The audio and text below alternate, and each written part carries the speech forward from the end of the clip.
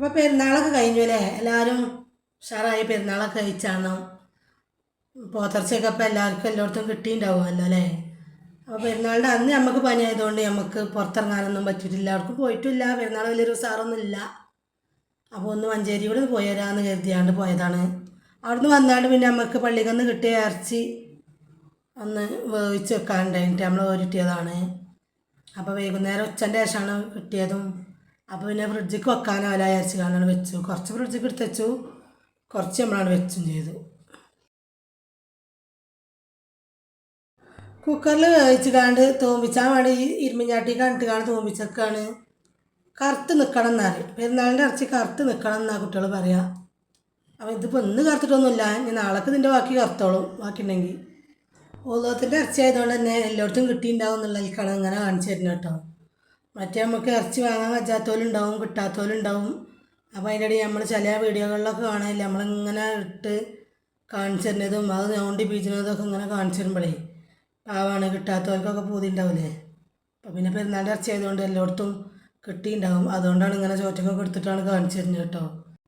കറി പിന്നെ നല്ല മോരാച്ചി ഉണ്ടായി കേട്ടോ. നല്ല പെരുന്നാളിൻ്റെ അന്ന് വൈകുന്നേരത്തേക്ക് മോരാച്ചത് വെറും ചോറ് കഴിഞ്ഞിട്ടോ. പിന്നെ ആ കറി ഉണ്ട് ഇന്ന് കൂട്ടാനുള്ളതും. അപ്പോൾ അതങ്ങനെ പോട്ടെ അരച്ചാണ് നിൽക്കുകയാണ്, വേറെ കറിയൊന്നും ഉണ്ടാക്കിയിട്ടില്ല. അപ്പോൾ ഇന്നത്തെ രാത്രി ഇതിമലാണ് കഴിച്ചിട്ട് കേട്ടോ. പിന്നെ നേരം വെളുത്തായിട്ട് നമുക്ക് പ്രവേശനോത്സവം ഉണ്ട് അംഗൻവാടിയിൽ. അപ്പോൾ കുറച്ച് പായസം ഓർഡർ ഉണ്ടായി ഉണ്ടാക്കാൻ. അപ്പോൾ അത് ഉണ്ടാക്കാനുള്ള ഒരുക്കാണ്. പിന്നെ അംഗൻവാടിക്കുള്ളോണ്ട് ചെല്ലാനും പറഞ്ഞിരിക്കണ്, അതിന് പോകാനുള്ള ഒരുക്കത്തിലും കൂടെയൊക്കെയാണ്. ഇത് കഴിഞ്ഞിട്ടാണ് 9 മണി 9:30 ആകുമ്പോൾ ഉണ്ടാക്കി കൊടുക്കണം എന്നാണ് കണ്ട്. പാല് തിളപ്പിച്ചാണ്ട് ആദ്യം സേമ്യം വറുത്തുകാണ്ട് എല്ലാവരും ഉണ്ടാക്കും പോലെ തന്നെയാണ്. എന്നിട്ട് പാല് തിളച്ചതിൻ്റെ ശേഷം സാബുനരിയും സേമിയൊക്കെ ഇട്ട് കാണ്ട് ഇളക്കി കൊടുക്കുകയാണ്. പഞ്ചസാര ഇട്ട് ഉപ്പിട്ടിട്ടില്ല, ഉപ്പിഞ്ഞ് വാങ്ങി വെച്ചിട്ടില്ല, ഇല്ലെങ്കിൽ അതിനൊരു പാലിന് പിരിക്കുകയാണ്. കാരണം പഞ്ചസാര ഇട്ടാലും അങ്ങനെ തന്നെയാണ്. കുറച്ച് മിൽക്ക് മേഡ് ഒഴിച്ചു കൊടുത്ത് ഇപ്പോൾ ഒരു വിധമൊക്കെ ആയിട്ടോ, തിളച്ച് വന്നൊക്കെ ചെയ്തിക്കണ്. ഞാൻ വാങ്ങിയേക്കട്ടെ, തിരിച്ചാക്കണ്ട് വലിച്ചു വെച്ചിരിക്കണം.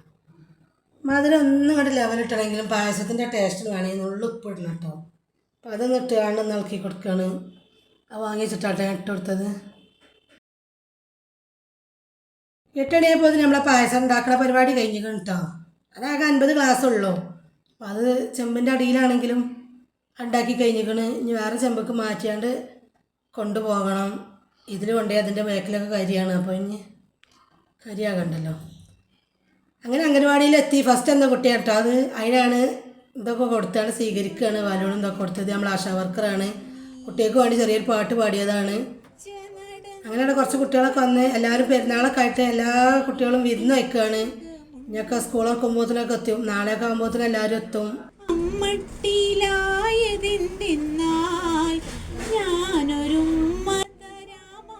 അപ്പോൾ അങ്ങനെ പ്രവേശനോത്സവം കഴിഞ്ഞ് മുട്ടായി കൊടുക്കലൊക്കെ കൊടുത്തു. അതിൻ്റെ ഇടയിൽ കൂടെ പായസം കൊടുത്താണ് ഞങ്ങൾ പോകുന്നു കേട്ടോ. അവിടെ ആരും വല്ലാണ്ട് എത്തിയിട്ടില്ലെങ്കിൽ കുട്ടികളൊക്കെ നാളെയൊക്കെ എത്തുള്ളൂ എന്നൊക്കെ പറഞ്ഞ്.